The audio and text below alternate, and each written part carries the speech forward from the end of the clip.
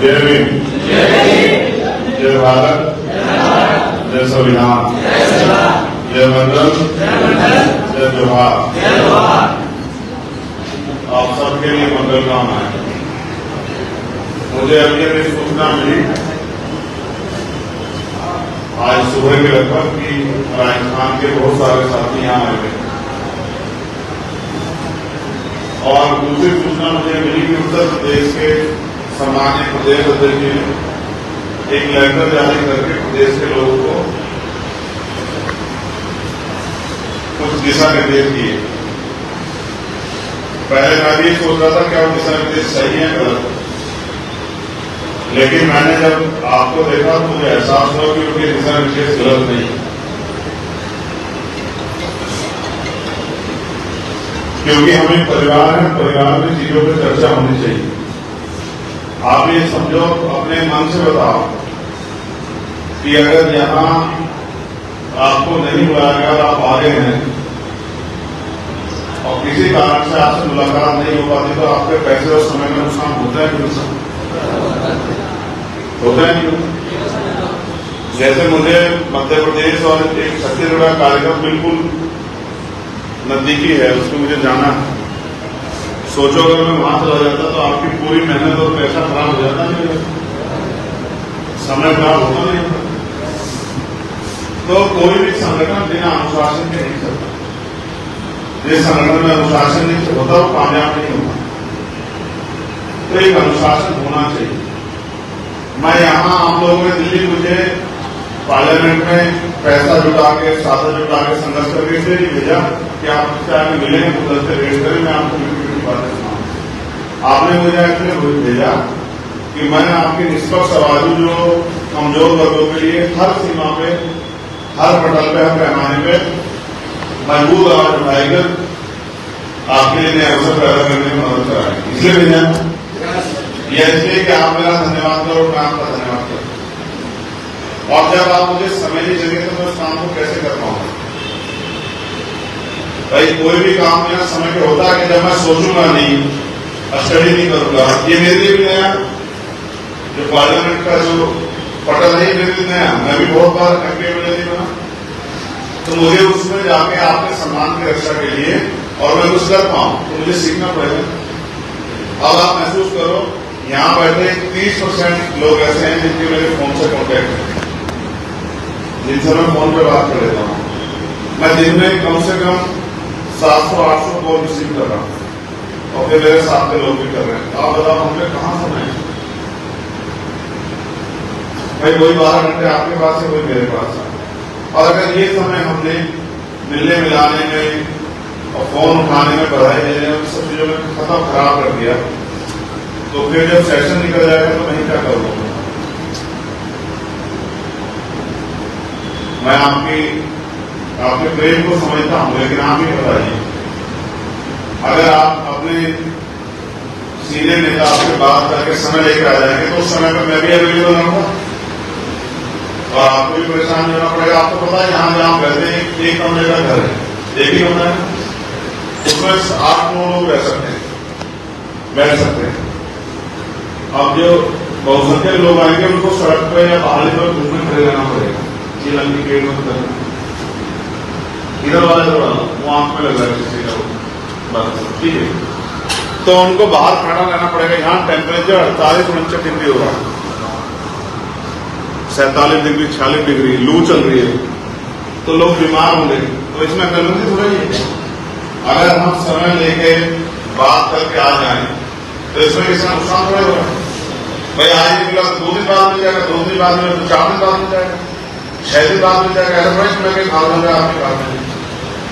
असल बात है अनुशासन की, क्योंकि अनुशासन बनाना बड़ा कठिन काम है। जब तक आपके संगठन में अनुशासन नहीं आएगा तब तक आप कामयाब नहीं हो सकते।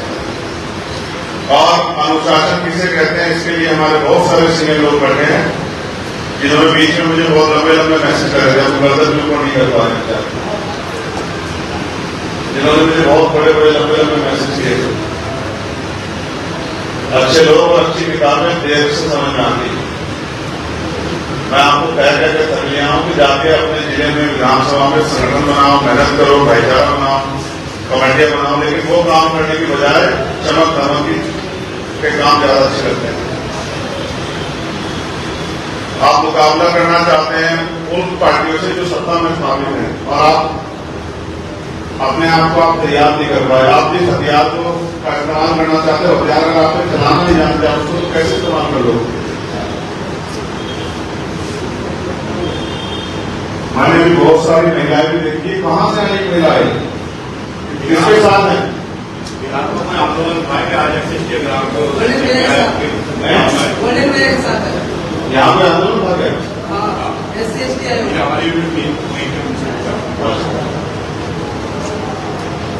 गर्मी हो रही है तो रुक जाओ, 5 मिनट बाहर रुक जाओ, गर्मी हो रही हो, बैठने पाओ, पसीने पसीने हो जाओगे, मेरी तो पूरी शर्ट नहीं आ जाओ। ये यूसुफ भाई है, सीनियर जर्नलिस्ट हैं, ये हमारे राजस्थान के साथी आज ये मिलने के लिए आ रहे थे। वहां तो आप जानते हैं इसमें जगह नहीं, तो मैंने इनसे आग्रह किया कि आप यहाँ आ रहे। तो जो यूपी में जो लेटर जारी हुआ कि भाई कोई भी आदमी अगर मिलने जाना चाहता तो पहले परमिशन ले ले, जानकारी ले ले कि वो मिलेंगे नहीं मिलेगा, किस समय फ्री है, तो वो सही है गलत नहीं बताओ, तो उसका आपको नुकसान है फायदा है? सोचो मैं पार्लियामेंट में जैसे चला गया वहां, जैसे आज मैं ऑफिस में था अब तक 3 बजे वहां से निकला, तो आप बताओ आप 6-5 घंटे यहाँ सड़कों में घूमते रहोगे, भूखे प्यासे रहोगे, कहां से आपके लिए व्यवस्था होगी? जब तक यहाँ घर नहीं मिल जाता तो मैं आपको ये भी नहीं कह सकता कि आप रुक जाओ, क्योंकि आप भी जानते मेरी आर्थिक स्थिति क्या, आपकी क्या पैसा जानते हो। दिल्ली ऐसा नहीं, यहाँ पानी के भी पैसे लगते हैं। तो मैं इसलिए शायद उन्होंने इस बात को ध्यान में रखते हुए लेटर जारी करके कहा कि भाई कोई भी जाएगा तो परमिशन लेके जाए, जिससे कि ये जानकारी हो जाए कि 4 बजे हमारे इतने आदमी आएंगे और 4 बजे आपको फ्री रहना, तो उनसे मिलकर वो भी अपने काम पे चले जाए, मैं भी अपने काम पे चले जाऊँ। क्या इतने फ्री है कि देखे घंटे के लिए यहाँ घूमते रहे, 8 घंटे सड़कों घूमते हुए क्या बेवकूफ लोग हैं? तो अनुशासन शक्ति की पूंजी, अगर शक्ति बनानी है तो अनुशासन दिखा, और नहीं बनानी तो कोई बात। मैं अकेला क्या करूंगा पार्लियामेंट में जब तक आप जैसे सैकड़ों लोग वहां नहीं होंगे। वो सैकड़ों लोग आएंगे कैसे? तो ऐसे आएंगे कि जैसे हमने वहां पर मेहनत की ऐसे आप जाकर अपने क्षेत्रों में मेहनत करोगे। तो अगर पार्लियामेंट में नहीं आएंगे तो आपकी असेंबली में आएंगे, और जब असेंबली में आ जाएंगे और अच्छा काम करेंगे तो पार्लियामेंट में भी जनता मिलेगी। ठीक है, तो इसलिए मेरा आपसे आग्रह है कि आप आए, मुझे बहुत अच्छा लगा। मैं भी कोशिश कर रहा था कि आपको समय दे दूं, लेकिन ये वो समय है जिस समय अब 24 तारीख का सेशन शुरू होने वाला है, जहां मुझे बहुत कुछ सीखना है, बहुत कुछ करके दिखाना है। ऐसे हो कि जाने को जो है एक जमीन का नारा मैं भी लगा दूं, उससे क्या होगा? पहले सड़कों में लगाते पार्लियामेंट से बदल जाएगा। तो नारे के साथ साथ जो महापुरुषों के सपने थे और समाज की जो बुनियादी जरूरत है उसको भी बोलना पड़ेगा, नहीं पड़ेगा? उसको भी सरकार जहां मानना पड़ेगा, और नहीं मानने जाओ तो कैसे चलेगा? नहीं चलेगा। तो आप भरोसा नहीं कर सकते। अनिल जी इस बात के गवाह हैं कि कितने मुश्किल समय से मैं समय निकाल के यहाँ पहुंचा। अगर आप मेरा शुरू देखोगे तो आप बच्चों में मान जाओगे कि मैं कितना काम छोड़ के यहाँ आया आपके पास कि आप सुना।